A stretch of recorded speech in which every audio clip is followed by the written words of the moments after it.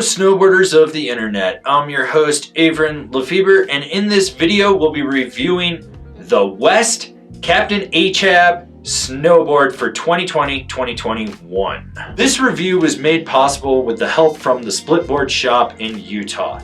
This board features what West calls a hybrid camber profile. It's a directional cam rocker. You have more rocker in the nose, a mellow camber section through the insert pack, and then a mellow rocker on the tail. Basically, it gives you more lift in the front of the board, less lift in the back, and camber underfoot to drive it with. This board is available in two sizes, 158 and 163. I rode this board at Loveland Ski Area in the preseason. It was sunny Bluebird with warmer temps, basic preseason chunder snow, corduroy, grapple, and everything in between, and I rode it with my Rome Black Label bindings and my K2 Thraxis boots. The overall flex of this board is ever so slightly below a middle of the road. It really does lend itself to being more of a freestyle flex than like a powder freeride board type of flex.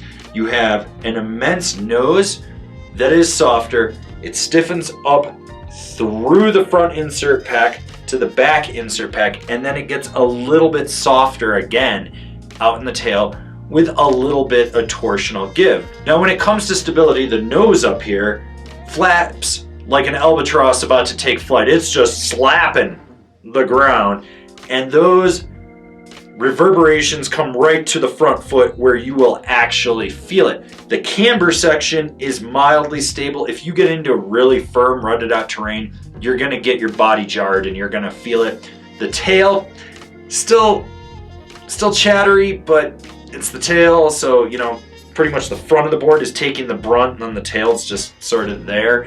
It'll do it. It's not the most stable board. You're gonna feel a lot of vibrations and just every rut and bump in the terrain. When it comes to snapping and popping with this board, you do have that camber section right between the feet, so it's pretty much full camber right through the insert packs, and then you've got that rocker in the tail, and right where it meets, it creates an actuation point, so it gives you a little bit of snap. It's not the snappiest board out there.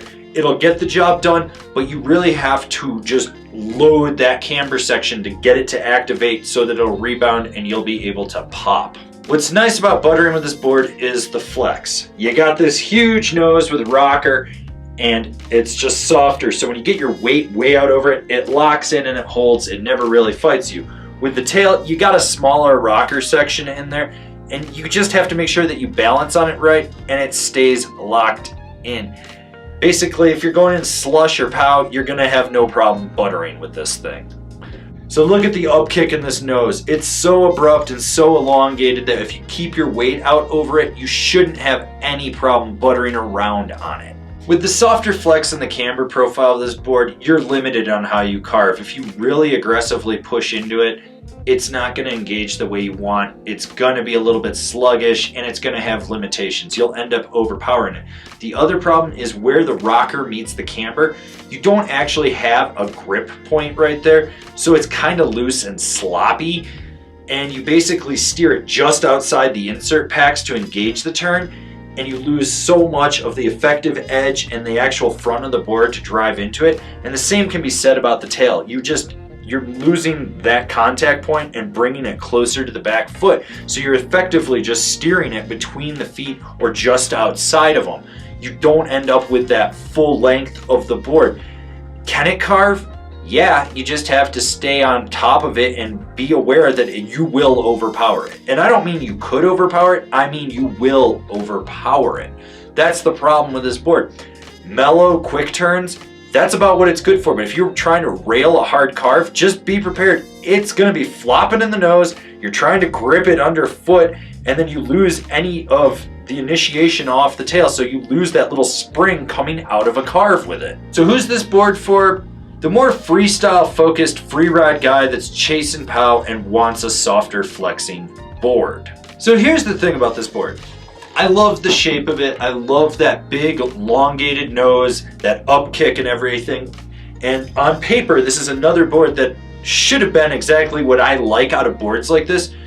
and it was just so lacking. It's so soft and flexible, you lose any power that you could have. You lose that rebound. It doesn't initiate a turn the way you would want. It feels almost like you're riding a rockered board and your contact points are elevated. It just doesn't do the job that you think that it would. Now, I didn't get to take this out in deep pow, and I wish I had, because I'm pretty sure it will excel way more in that. And I wish I'd gotten this in powder, because the shape is amazing and I like that about it. But anything else, and you're just like, fuck me running, I wish it was better. Comparable boards: the Niche Maelstrom, the Endeavor Clout, the Wired Vantage. This has been my review of the West Captain Achab. Do you agree? Do you disagree? Do you own one? Are you going to buy one? Leave me a comment down below. Let's have a conversation about this snowboard. If you're new here, remember to subscribe, click the bell, get those notifications. That way you're not missing any of the videos we got coming out for all you snowboarders of the internet.